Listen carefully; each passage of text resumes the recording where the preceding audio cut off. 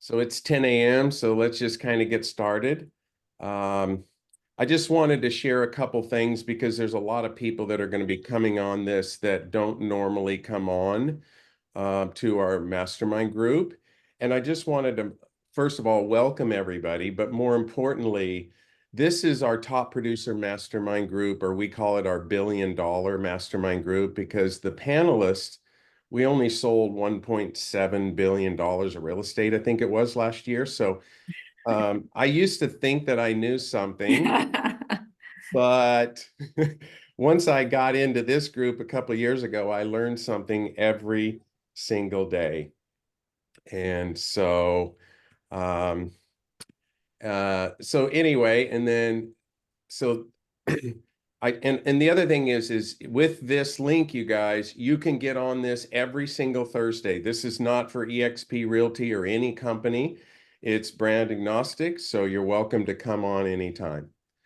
So I know people are just coming on, but I still think that we should just get started. So first of all, I just want to say welcome everybody for being here. And before I get started and introduce my friend Debbie, I have been thinking, and we've been talking with our team over the last really several months with all the NAR changes, that today we are in the skills-based business more than ever. And, we don't just negotiate just to get listings. Now we have to negotiate with the buyers. We got to negotiate with the agent on the other side to get paid what we deserve. And I believe, and I know that the commissions that we earn are in direct proportion to the skills we have and the services that we provide our clients.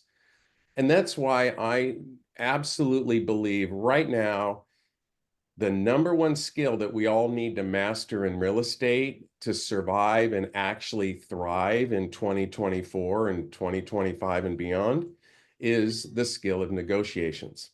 And this is why I brought my friend Debbie on. And so Debbie and I are going to focus today on helping you with your negotiating skills. And so just a quick introduction. I'm so excited to see Debbie, my friend, my mentor, my coach.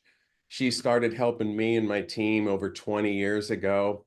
And she didn't just coach me, but she also coached my team. And I can tell you one thing for sure. I don't know much, but I know this one thing, that I wouldn't be where I am today without your help, Debbie. So thank you so much. And the other thing about Debbie is there's a lot of coaches out there, but she's the only coach that I've ever met that's also has sold over 3,000 properties herself.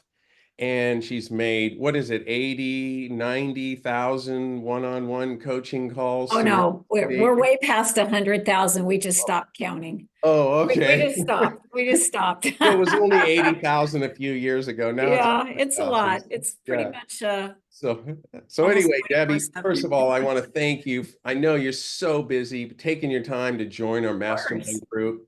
And really, since this group hears from all of us panelists and me as well on every Thursday, I'd like you to give us kind of your thoughts and the importance on negotiations and how it makes all the difference in agent success. And by the way, everybody, at the end, she's gonna give you a code to get $1,000 gift of the Yep. training, and And she'll David, tell you a little bit. did Jessica give you the link for that so that you can eventually pop that up in the chat box? Because we're not using a PowerPoint today, correct? Well, she said that she was gonna put a slide together, Jessica was, at the end Okay. of this. But Okay, if then not, we can get a link. okay, so let's do this. Let me just take a second here because and are you recording this also, David, for them? Yes. Okay, perfect. Let me just make sure, if you give me 1 second, I'm gonna make sure that Stephanie has Jessica getting that link to you. And that, since we're not using a deck, she may have thought we were using a deck. So give me 1 sec and I'll be right back, guys. Okay. All right. Okay. And the other thing I wanted to say is, since we are live on an EXP, so Dre, you want to just share anything about that to the audience or anything, Dre? Hi. Yep. So we're live on Facebook on Workplace right now. We go live every week. So if you can't make it on the Zoom, you could always go to Workplace and check out the recording on there Yep. on the tribe page. Okay, David, we're ready. All right, so they're going to get the link over to you. We'll pop that up. I'll tell you guys just briefly about why I did this negotiations course. I guess I thought of all the years that I've been in the real estate industry and all the awesome people like David. David, in fact, 13 years ago when I launched Forward Coaching, David was the first coach I hired. Unfortunately, he was so successful that he didn't have time for me anymore. So sadly, I had to move his clients to another coach, and we stayed very close since then. But I thought about all these awesome people that were facing what we really weren't sure. What is going to happen? How is this going to impact our business? So I created this course and I thought, I'm going to sell it as a course in a couple of months at $1,000. But I thought right in this August, September time, I wanted to gift it to anyone in the real estate industry that might enjoy it, really kind of as my way of giving back, to all the people that have helped me over the years. Some of you may know my business partner in Forward Coaching, Ben Kinney. Ben is a big guy on giving back, Win, Make, Give, and a lot of programs that he does. So it's kind of our culture, I guess you'd say. And I used to be Ben's coach, which is how we met. And about 5 years ago, Ben came to me and said, I'd like to be your business partner in Forward because I'm starting this crazy thing called Place, and I'm going to need Forward to develop coaches for that. So that's how we got back together. So lots of cool people in my world. And that's why I thought I didn't want this course to be basic. You're going to notice it's not about how to do a buyer presentation or a seller presentation. You guys know how to do that. What fascinates me is really the art of selling and negotiation. I started in the business at the age of 18 and actually thought I was going to go to college to be an attorney. My parents didn't have enough money. I realized I had to go. My Sunday school teacher was a broker and said, come sell real estate for a year, make some money, then do real estate part-time, get your license. But I fell in love with real estate. I never looked back and never got my law license. But I did, with my broker's help, end up selling about 150 plus homes a year pretty consistently by about the age of 23. And I give a lot of credit to him because he was a master negotiator. And back in the day, we actually did all the negotiations face to face, which I loved that. It wasn't so great for quality of life because we would be at a seller's house at midnight, negotiating a deal.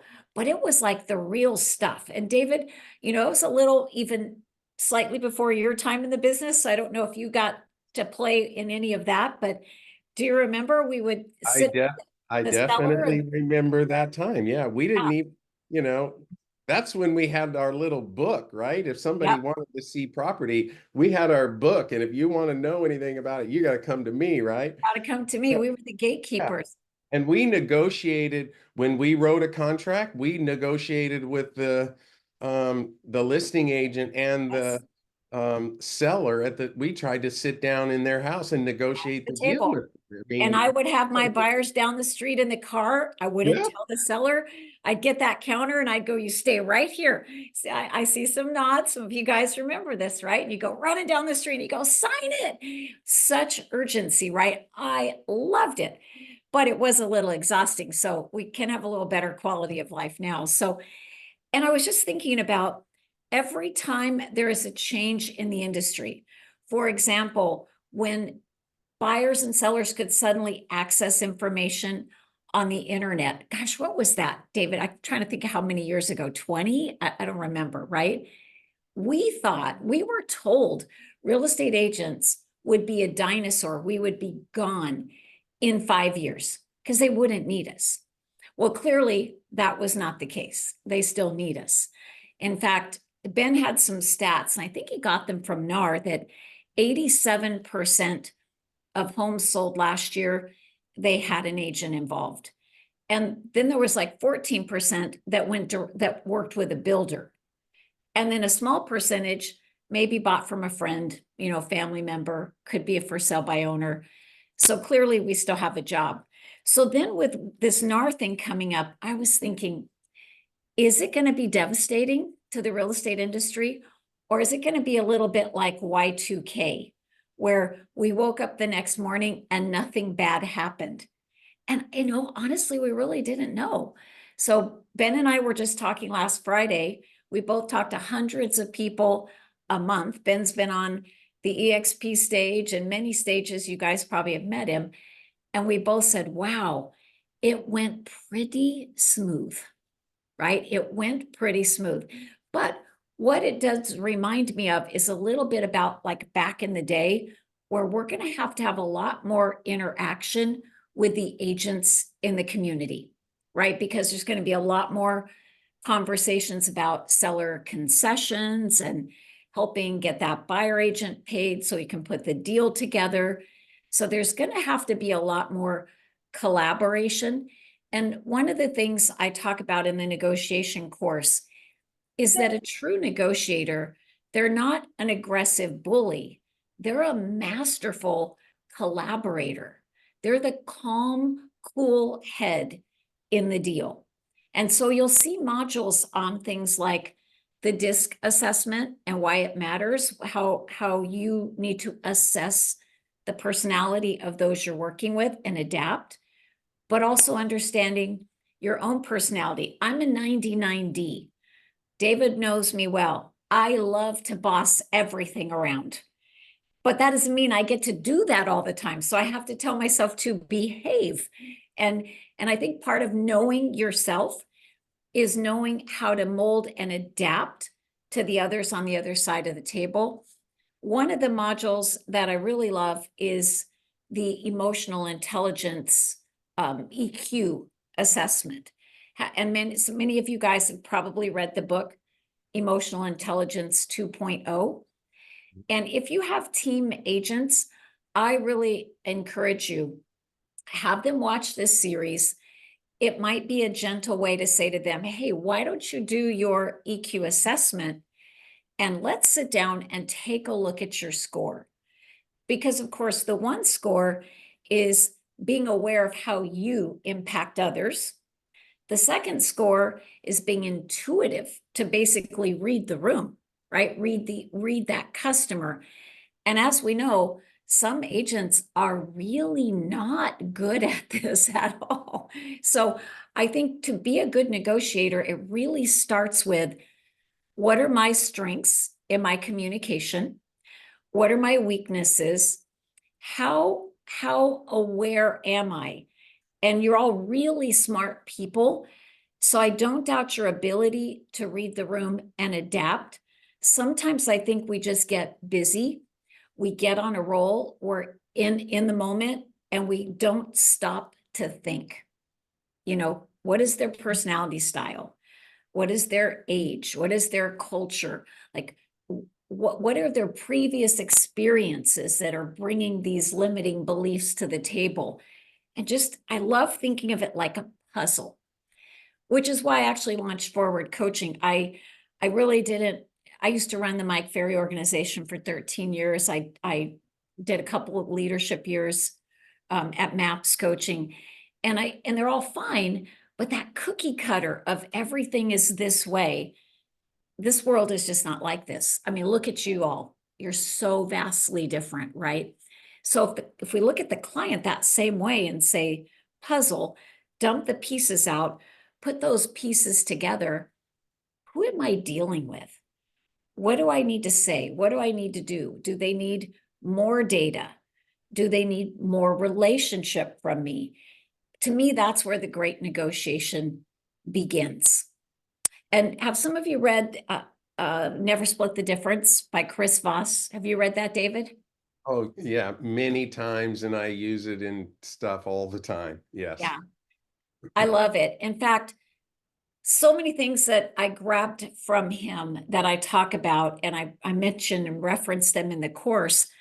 One of them I remember when Chris said, when you're in a negotiation situation, think of yourself as neutral, just flatline the emotions. And that includes not being so excited, right? Just flatline the emotion. Because when someone is nervous and they're making a big decision, there's a lot of tension, a lot of anxiety, a lot of thoughts bouncing in their head. So when we go at it with this high energy or high pressure, or too many words or too aggressive of a tonality, it like blows a circuit. It just shuts them down. So his point is, he calls it the late night DJ voice. And I'm pretty sure if it kept terrorists from killing people, we might find it helps us, right, in dealing with those tough agents and people on the other side. So when you're negotiating your next tough deal, just think late night DJ voice. And when someone really pushes your button, makes you angry, and you feel your blood pressure rise, just think flatline on the heart monitor. And so who's this person? How do I control my reaction to them? How do I not add drama to this situation? And then when they're going crazy, and Chris actually says, if you think they're crazy, probably they're not. Probably you just don't understand them. Right. However, David, he hasn't met all of our clients. I mean, there are a few, right? There That are a few.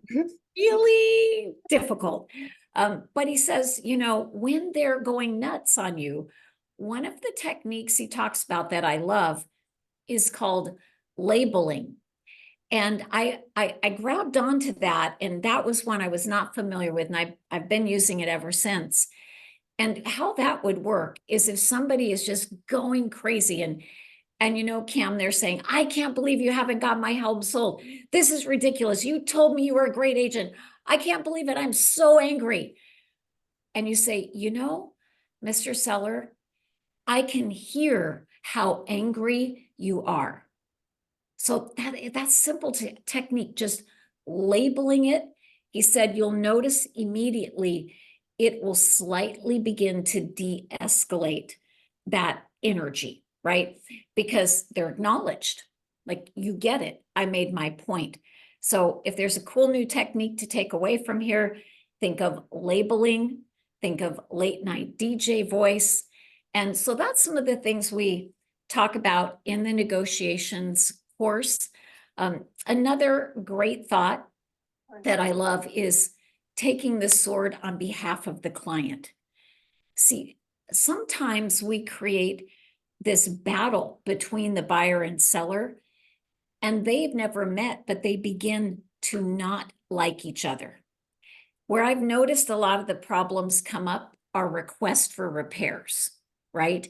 Sellers still think it should be, they don't have to do a thing. Buyers are thinking, hey, I'm paying a lot. Rates are higher than they were before. I want these repairs done. And it becomes a battle. And I see agents all the time say, well, my seller said it's ridiculous and they're not about to do a single thing. Well, if I'm the buyer agent and I run back and say, this agent is such a jerk, and the seller over the top ridiculous, because what we're asking for is very reasonable, but they're saying they're not going to do it. What do you want to do? Guess what? I just created a whole bunch of drama, right? So I try to think, just the facts. So if I went back to my buyer and said, it's a good home, they know it, and they feel they sold it to you at a fair price, and they feel that what we're asking is not something that they're willing to do. So It's about a $2,500 repair. If you would still like to buy the home, then my advice would be we go forward with the purchase and I'll help you find someone to do that repair when you close. See, I can deliver the facts without making everyone the bad guy. But what that agent maybe should have done, take the sword on behalf of the client, say to the other agent, you know, because my client came down significantly in the negotiation, and this is more of a cosmetic repair, I advised my client not to pay for the repair. So that way they don't hate the seller. It's all just keeping that drama at a minimum. And man, do so many agents that we all deal with love to fire up the drama, right, David? I mean, we see it every day. Yeah. So David, thoughts you want to add? No, I agree with all that. I think that keeping the emotion out of it, keeping the drama out of it makes all the difference. You have a choice. You can escalate or you can de-escalate. The choice is yours. But you and the thing is when you're talking to somebody that's if you think they're unreasonable, then in your mind you start, that's that drunk monkey thing, right? You start saying, oh, they're unreasonable, and then you dig in and it doesn't go anywhere. It always ends up in a bad outcome. Mhm. I always say, and worse is bringing ego into it, right? So Yeah, and their communication skills is something sadly that's not taught to new agents, and some of us who love sales seek it out on our own and study it. Most agents never do, and probably many never will. But again, if you have agents on your team, my advice is have them do the disc, have them do the EQ, have them review their negotiation conversations with you. I even see emails sometimes. I help a lot of our clients who do luxury. David, they might negotiate an 8, 10, $30 million transaction. Jennifer Lehue, I think you met at Douglas Elliman. She did an $83 million island sale, and we worked on the negotiations. And often what they'll do is they'll send me their emails and they'll say, before I send this to the other side, can you please take a look at this and help me clean this up? What am I saying that I shouldn't say, here? And what I normally see is too many words. That's what I normally see. Way too many words. Also, too much personal emotion running in the undercurrent of that message. So in the course, I actually also recommend, I think I do, a book called Simply Said. And that's a great book. Ben and I, it's one of our favorites. The author is Sullivan. And it's really about just improving by simplifying your words, the communication, both verbal, but also in email and text. And I think what's so scary about email and text is they can go back and they can read that over and over and over again. And they can take whatever tonality and apply to it. So if you're not careful, you might have had a whole different intention in your approach. But when they read those words, that tonality does not come across and they get offended. And then they read that over and over and over and over. And I think where Simply Said, David, applies to all of this NAR stuff, we need to not over explain this. I was actually talking to an agent 30 years in the business, and he said, let me practice what I'm going to say when I go out and meet with my buyers and sellers. I'm going to say, well, in the Midwest, there was this lawsuit that happened. And the reason the lawsuit happened, and he's going through this whole thing that's like 20 minutes long. And I'm like, stop it, right? Number one, some people think this already got settled and has been a done deal for a while. Some people have no clue about it at all. right. And the simpler we can make it without jargon, right? With no jargon, just you know, you may have heard there's some new rules around how real estate is conducted in the nation. And the great news is it now gives us lots of options and opportunities for me to guide you to make a decision that's right for you. So, Mr. Seller, when it comes to real estate commissions, they are negotiable by law. As your listing agent, I charge a fee of X for my services. Then together we decide what you want to do, if anything, in terms of concessions to make it attractive to a buyer, because this will help them compensate their buyer agent. So let's walk through our options now. Like, just keep it simple. I loved hearing a little script, David. It was somebody, I wish I could remember his name to give him credit, on a YouTube video. And he made a point that when a buyer calls and wants to see a home, they don't know anything about this. And if you start dumping on them, you're going to have to sign this contract with me, they're probably not going to do it. And he said, so I just say, hey, you know, let's set the appointment. And there's new rules around real estate. So all I'm going to need to do is have you just sign a very simple agreement for me to show you the home. Because I'm that, you know, by law, now I must have that agreement to show you the home. And the great thing is you get to test drive me, see if you like me. If you don't buy that home and you'd like me to see others, then we can talk about next steps. So simply said, I think that's just a huge, huge piece of negotiations. Yeah, we're using a touring agreement Okay. that basically says there's no obligation, but we'll show you this house. And then at that point, it's the honeymoon stage, right? Right. That's the time that we get the opportunity to show what we do and what we do differently and how we're going to help them. Yeah. And I think that when you think about all of this that we've even just talked about so far, it actually takes a lot of stress out of the business, and you can sell more faster if you can keep everyone calm. If you can connect and speak their language. In NLP, there's something called convincer strategy. I love asking a seller on the phone as I'm setting that listing appointment. I'm curious, what are your expectations of the agent that you will hire, or of the sales professional you will hire? Because what they give you will be a hot button for them. Well, I expect really awesome marketing.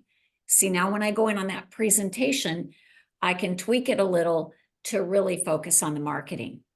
Well, I expect really terrific communication. I can go in on that listing appointment and say, you know, let's talk about how we're going to connect and communicate together.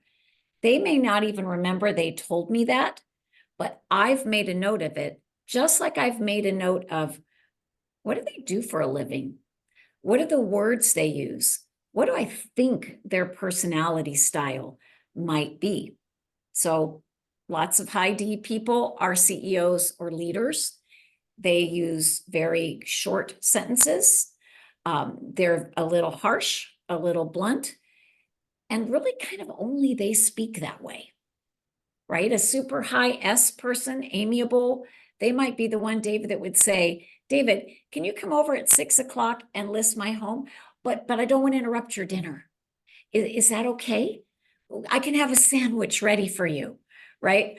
No high D is going to do that, right? You guys know what I mean.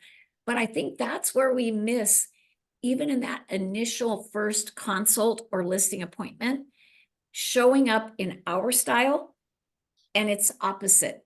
Like, as a 99D, a 99S is like my kryptonite. So if you showed up at my house and said, I'm so excited to be here, I made you some cookies and I brought you the recipe because everyone loves them. Oh, are those your daughters? Oh, they're adorable. Oh, I love, love, love your home. I'm already just screaming in my mind, get out, right? And that could be a really good agent. but that style does not work for me. But if Oh, that agent isn't paying attention, we can have a break in rapport. And sometimes those sellers don't even know, our buyers, why they didn't pick you. They just know it didn't feel right. Right? I have this vision when I try to talk to people that we're all standing in a box. Mhm. It's our box. It's the way we like to talk, the way we like to communicate. But when we're talking to other people, we have to not get out of our box. We need to jump out of our box and Mhm. into their box. As a high D, you want if I said to you, Debbie, we've seen 3 homes. This is the right one. You know it and I know it. Buy the damn house. Yep. What would you say? I probably, as a high D, if I like the house, I'd probably say, fine, but David, don't tell me what to do. Right? But Right.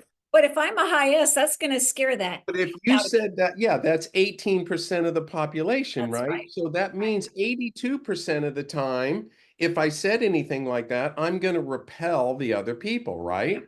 So, knowing the disc and, you can sometimes tell people, when you find out what type of work they do, you can pretty much tell who they are. You can see how they speak, you can tell how they dress, how they communicate. And when we can, I always say people like people that are like themselves. So if we can be more like them, then they like us better and they do more business with us. Yep. And everything just flows a lot more smoothly. So lots of fun modules in the negotiations course on that. And I think it's the being, consciously competent right now, of being really aware. We got to use all our amazing skills. Eventually, you guys will get just like a second nature with all the new forms and all the new stuff. And the first day that I got the car forms in my hand here in California, and I looked at this big stack and I'm like, oh, this sucks. This is so bad. But then I got up at 4 o'clock in the morning and I started reading through them. And I thought, today's consumers are really savvy compared to 30, 40 years ago. They don't want to be told what to do. They want options. They want to engage in the conversation. And the car listing form even says, for example, are you going to allow photography and video? If a buyer writes a letter, do you want to see it? And here's the pros and cons of that and the risk. Like, they make decisions all along the way, which, David, that made me think of major close on a minor issue, right? So you're going down all these things, getting their engagement, and then you just go to the bottom line. So all we need to do next is simply sign here, and you and I will get to work together. And it felt like this, we can really be so professional, almost like that attorney, right? Sitting at that table, going through their options. We have some Goldman Sachs advisors because of Ben's path to take place public. So there's a Goldman Sachs team I get to go to board meetings and listen to and spend time with. And they predicted that by the end of this year, 40% of agents potentially would leave the business. Now, they said it would be those who are newly licensed and not that serious, the dabblers, or potentially those who are what you'd call an elderly agent. And David, that's like, they're like 90, right? Certainly not our age, right? But elderly. Older people. And they've been saying, hey, I'm done. I'm almost done. One more year and I'm done. And they may choose to be done. So even though you think about that, they don't do a lot of units, but you take 40% of licensed agents, if that comes true, they suck a lot of units out of our markets that'll now be there for all of you. So it's going to be an interesting next few years ahead. Now, could this ultimately erode the buyer side commission over time, especially potentially in luxury transactions? It could. I think that's where it's really going to be important to really make sure you can define your value prop. use your reviews as the proof of what you achieve. Oh, I did a webinar not long ago with a guy named Nick Waldner, and you can Google him and find some YouTube videos on how Nick and his team have achieved over 1,000 5-star Google reviews. And he breaks it down very clearly how he did it. And that's the proof, those reviews, that we accomplished the goal, we're worth the fee, and therefore this is what we charge. So I do think it's an important time to beef up your value prop, how you sell the sexy of what you do. That's all part of the negotiation, right? And then the proof is those great reviews and testimonials. And, when buyers now no longer think of it as just free to work with anybody, it'll be interesting to notice that they get maybe a little bit more selective in their choice as an agent, right? I agree. The crazy thing is, on our team meeting on Thursday, we were looking through our under contracts, and we were looking at what the commission is on both sides. And ironically, Debbie, I think we have 13 or 14 properties under contract from like $1 million to 7 million right now. And all but 2 of them were at 3%. And the other 2 were at 2.5. And so it's kind of crazy, because I thought the same thing, that the higher the price range, the harder it is, or the more commission compression. But in reality, I think what's happening is the people that are more sophisticated, that have sold 5, 10, 20 homes, they're like, this is just how we've always done it, and it's not an issue.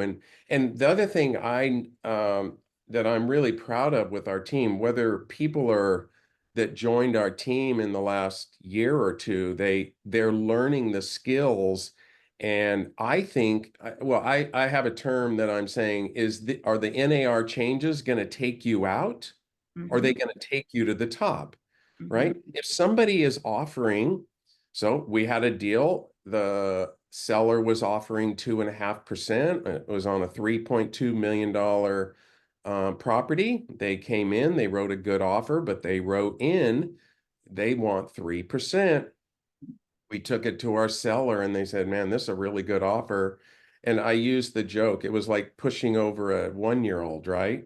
Because it was like, okay, it's a really good offer, but they want 3%. And the seller's like, okay, great, we'll do it, right? And what we're finding is, it's the first time buyers and the people kind of at the lower end that we have to fight a little bit harder for. Right. But it doesn't matter, no matter where you are, whether you're selling 400, 800, 4 million, 20 million, 32 million, like our highest sale last year. It doesn't matter. It's all in the negotiations and what you do.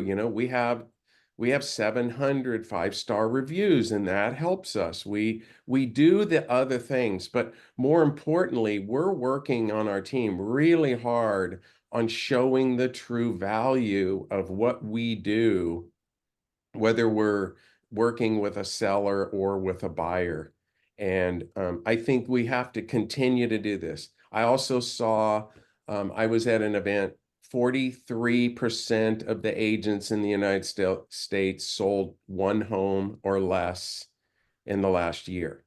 And when you think about that, but that's still, what is that? That's what, 600,000 agent, or 600,000 deals.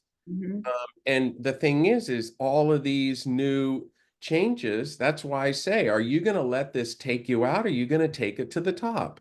And if we do this, if we get good at negotiating, and we understand this, and we know how to talk to our clients, the buyers and the sellers, we are going to win.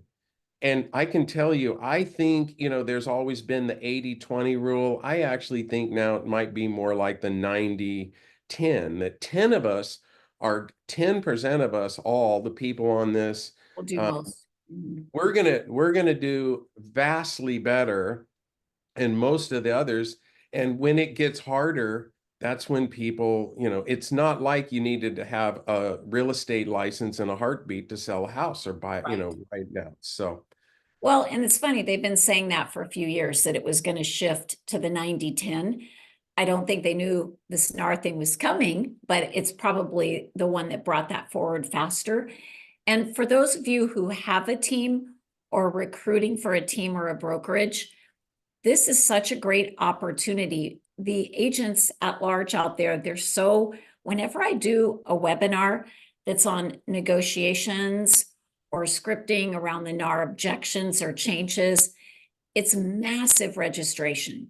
So the team leaders and brokers that we coach here at Forward, we're encouraging them, do some mastermind events, do Zoom trainings, invite the agent community in your local market. Because when you're really a star in your market, often they might like to work with you, but they're intimidated by you. But if they can come to a Zoom, an event like this, and they can see, wow, this is really a great person. Bridget is so cool and I love her. And then at the end, Bridget simply says, well, if you have additional questions or you'd like to find out what does it look like to become a partner on my team, just contact me. We'll get together. Like, it's such an easy way. David, I don't even know if you know this, but years ago, I was selling and I had to launch an office for my broker in Seal Beach, California. And he said, I need 140 seasoned agents in this office in a year. Highly competitive market. I'm like, crap, I don't have time to do this one by one. So that's exactly what I did. Mastermind events, real estate education in a neutral venue, often sponsored by affiliates, and they participated. It was a great way to fill my list with potential candidates. And I think a lot of the brokerages didn't handle this very well. They didn't. In fact, I heard of one, I won't name the company, and it's really shocking that one manager told their agents, don't worry about this. It's going to go away. That's what he told them in the 1st of August. Don't worry about this. So there's a lot of disruption right now, which means there's a lot of opportunity for you guys to go out there and recruit for your team and grab some really good people and then teach them the skills of how to sell. Please give that course to anyone you want in your world. And David, I popped up my email if they want to get the link for the disc. Did Jessica send you? You have the link for the course to pop up there for them. And I actually, guys, am so fine with you taking it, and what we'll call R&D, rip off and duplicate. So if you like any of the modules and you want to take them and go right out and teach it verbatim, feel free, be my guest, use it to whatever advantage that you possibly can. Have you found that link, David? Just should have sent it to you. Oh, So if you'll check for that. yeah, So check my email. Well, and let me What? tell you, everybody. So when Debbie said she wanted to do this, she asked me to do one of the sessions. And I asked her, I said, Debbie, what do you want me to focus on? And she goes, well, whatever you're doing that's making a difference. So in the course that Debbie did, one of the sessions, I think it's the last session, it's on essentially, it's giving you a lot of examples on how to work with a seller, giving you examples of how to get a buyer's agency agreement signed, how to work with the buyers, how I think one of the most important things that we've never had to do is, if somebody is in your marketplace is, you're bringing an offer and they're at 2%, what did you do for the last 20 years? You just said, okay, I don't like it, but I'll take 2%. And that's because you don't feel that you're worth more, right? And whether it's two bananas, I'm sorry, it's two bananas, but I'm hungry today. I want three bananas, right? Well, now we have the opportunity to negotiate 3 bananas or maybe 4 bananas if we want, right? So if So they, so by the way, on that thought, David, it may mean that on your buyer side, you actually can make more, right? Because now you're not absolutely, yeah. hostage to Mhm. what a weak agent was able to get on that listing agreement. So if David can't find the link for the course, guys, No, then I have it don't- right now. okay, I was gonna say, Oh, don't worry, because you've got my email. But we have a couple of minutes, so I don't know if anyone wants to share their best exciting negotiation skill or a great book on this topic, or even an insight on something that's working as they roll out all these new NAR changes. So David, should we open it up to the group?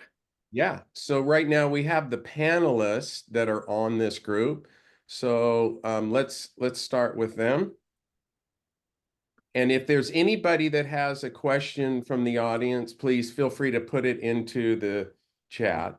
And I just put the link for the course. So if you click on that link, everybody, then that's how everybody Yep. can get on this. And And please, there is no strings attached to this at all. When you go in, it's on its own little learning management portal. So it has all of the recordings, and you're not limited to how fast you go through them or if you want to jump around. So it makes it easy. And again, feel free to forward the link, but just write down my email. So in case you have any problem, then you'll know how to reach back out to me. yeah, And and if there's 100 or so people on this, but okay. they're also live on Facebook through EXP World. So anybody out there, you're welcome to go to this link. And this link is not just for you. This is for the people that you know in the real estate business that you want to help. So, think of it from the don't think of it like from the scarcity mentality, everybody. It's the abundance mentality. We help other people and then it comes back to us. Well, and selfishly, we're going to be negotiating with these other agents much more intensely. So let's make them a little bit better, right? So Casey asked the question, what's the method we're referring to when we say high D, high S? So the DISC assessment is a tool that was created some years ago by someone named Marston. And it's not like an IQ test. There is no right or wrong. It's just an understanding of the components of our personality. Sometimes people will say I'm a high D, as we did today, but David and I are not just a high D. See, we're each a combo of 4 styles. And you'll see lots of assessments out there, and they call them different things, but it really comes down to a driver, direct, pushing for action, an influencer, which would be a real like charmer, very flamboyant, out there, has to be, the one that shines in the crowd. S is very steady, very calm, very amiable. They want to be low key. They don't want to be in the spotlight. They don't want to upset the apple cart, right? They want everything to be steady. And C is cautious or analytical. So we're all a combination of all 4.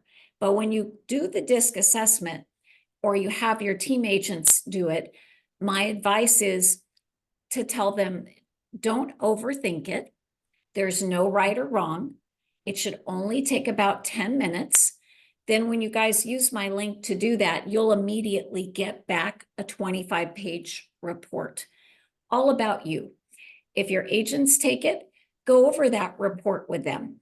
I really like pages 13 to 21 because that's the nitty-gritty of the strength and the weaknesses.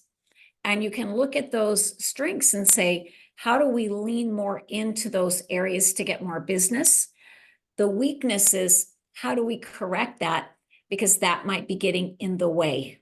And if you are a coach or a coach to your team, page 19 is amazing. It's the crib notes to working with that person. It gives you the do's and the don'ts of how to speak to them. So use that link as much as you would like. If it expires, just go to the forward coaching main website, and I always have it there. You can access it for free. So endlessly, it's there for you. Okay. All right. Any panelist questions? Otherwise, I'd like to answer Uma's question. Go right ahead. Anybody? Okay, I so want to add some. Debbie, first of all, thank you for reminding me of my tonalities coming from Philly and being a D and a flaming I at times. Yes. Um, you know, and understand that it's tough to be an S and a C and to be a chameleon. And I believe in the DISC all the time. And if you have never taken it, everybody, you got to do it because you learn more about your clients, but you learn more about yourself. That you're losing 50% of your business out there because you're not working with them the way they want you to work with them. You're working with them the way you want to. You can give yourself a 50% raise just by working the way they want you to, which is huge. And I just wanted to say thank you for getting the tone, bringing it down. It's the Delilah voice. It drives me crazy when I hear that on the radio, but I'm like, oh, would you just get going? I know. But You want to it say, is just so. buy the house. No. Get I'm to the J Lo. Let's point. get loud.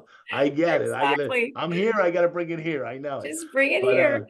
I Yeah, just well, wanted to say and you thank nailed you. it, because that actually in NLP is a statistic that 50% of the people you meet, if you just roll the way you normally do, to use David's word earlier, you will repel them. You will Not even a actually question about repel them. But I know I'm with you, and I have to tell myself, flatline the emotions, late night DJ voice. Yeah. So an example, Jana. So if I said, Craig, absolutely, I understand that this is not the offer you were hoping for. And when you think about it, though, we've had 2,500 online previews. We've had only 5 physical showings and only 1 willing to put something in writing. So based on that, wouldn't it make sense to negotiate? And I could use some other in NLP, but it's just calm. Because remember, his mind is going, bing, bing, bing, screw these people. My house is worth more. She's not fighting for me. All that stuff that we know goes on. And we're just calm, right? So I appreciate Notice everybody how when Debbie said that, she smiled, right? That's important too. So, okay, Uma, so you asked, you got to get a buyer's agency signed before you meet them. So what we're training our agents to do is we're saying, so Mr. Buyer, this is the agreement that and it's at 3%. But I really want you to understand something. My job is to help you negotiate the very best deal, the very best terms, and help you throughout the entire process. And what we normally charge for that is 3%. Now, what I do want you to know is that you will never pay me a dime unless we have a conversation about it. But my job is to negotiate the best deal for you, but I also want to negotiate with the listing agent and the seller so that I get paid, so you don't have to pay me anything. But so what we need is to have this signed at 3%. But I can tell you, you will never pay me without knowing. And if for some reason I can't negotiate down to 2 or 2.5 or whatever it is, then I'm going to give you my word that we are going to change this form when we write the contract to whatever that number is, to 2.5. How's that sound? So David, a couple things I picked up there I wanted just to point out. If you notice when David said our fee is 3%, he just kept going. Here's the key. If you say your number and stop talking, they're always going to fill the silence with an objection, right? So that's a deadly trap, but you just kept moving forward. And one of the things I often say, whether it's a buyer or seller, is, here's the great news. All we're doing today is we're beginning the process. And to David's point, you have complete control of this process, because as we move forward and negotiate, you're not going to sign anything that is not acceptable terms to you. And whatever you do sign, I don't earn a penny unless I can successfully close this transaction for you. So you're still the boss, you're still in charge. There's a lot of negotiations that are going to happen. And, you know, as David said, if you want to say, if we get stuck in a negotiation and it's a home you love, and I can't earn the 3%, I am absolutely open to being flexible and reasonable to make that deal work for you. So let's just sign the agreement today at the 3%. Let me get to work and do my best work, and we'll go from there. And you smile and hand him a pen, right? So yeah, just, you didn't pause after you said the 3%. And I think that's so important. And a lot of times people do, they throw it out there and it's just like, okay, now the buyer's going to fill that silence. Yep, Cam, they're going to fill it with an objection. So like, I didn't even notice. I just do this naturally, right? Because I practice it so many times. But the term that I use, gang, is when you're saying something, you don't want to open the objection door, right? And that's no different than, you know, like Russ is, you know, gets a lot of Zillow leads like I do, right? So, hey, Russ, I noticed you wanted to see 123 Main Street. I'm a Bell, or I'm your Zillow Premier agent. And I'd like, you said you wanted to see 123 Main Street. I can show it to you today at 3 or at 4. Does that work for you? Or does that work, right?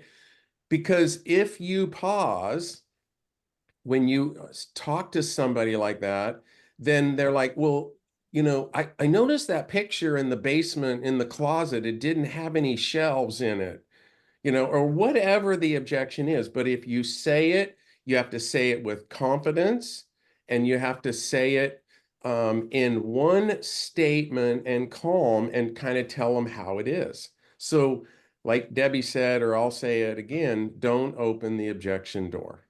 Yeah, so if he said we work for 3%, and then I said, we work for 3%. Oh, David, I forgot to ask you, you guys got a permit on the pool, right? That's called a pattern interrupt. Yeah. David, I know we're close to out of time here, and I have another webinar right after this, so maybe you're going to stay on, but I just wanted to thank you guys for joining us. I know your time is valuable, David. Thank you for inviting me. I hope you enjoy the course. Love to hear your takeaways. That's always super fun for me to hear what you got out of it. So David, I'm going to turn them over to you. Okay. Thanks again, Debbie. I so much appreciate Have a you. great day. Thank you Bye-bye. so much. Amazing content. You're welcome. Thank you. Bye-bye. Okay. Any thoughts, anybody? We got 2 minutes left. I love it. I love how we want to make sure that we use less words, stay in control of the conversation like David showed.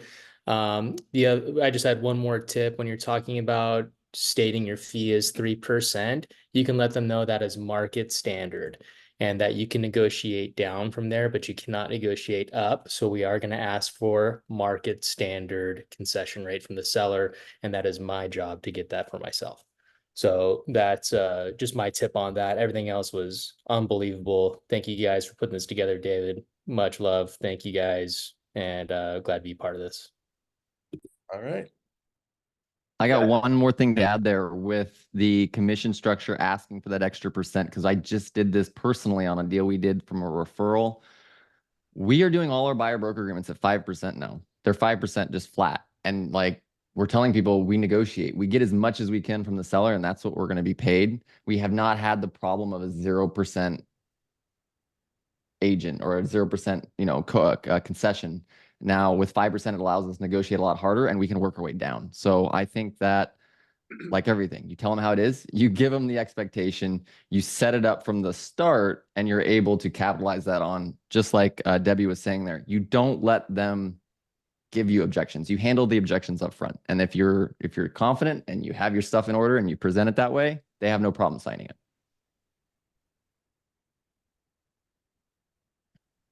Okay. Cool, guys. That was incredible. Yes, Great Ross, stuff, this David. is- Thank you for putting that this together. this is recorded, and we will have access to this. Dre, when will we have this, the recording of this, everybody that wants it? By later this afternoon. It takes a little time to buffer and download, so it'll be available later this afternoon. It is available on Workplace right now. Yeah, so it's on Workplace, but is the only other way to obtain it basically through the Tribe University? Tribe University or Mitch's YouTube page. Okay, perfect. The YouTube page. Yes. Great. Yeah. All right. Well, Have a great thanks, week, everybody. See you next Thank week. you. Thanks, Dave. Yes, Craig, see you mwah, next week. love you. Cheers, love you. Bye. Go get that those swings down. Or Going down. less swings. You want less swings in golf. I'm a golfer. I actually do know what I'm saying, but said it backwards. All right, see you. Okay, bye. Thank you, David. Bye.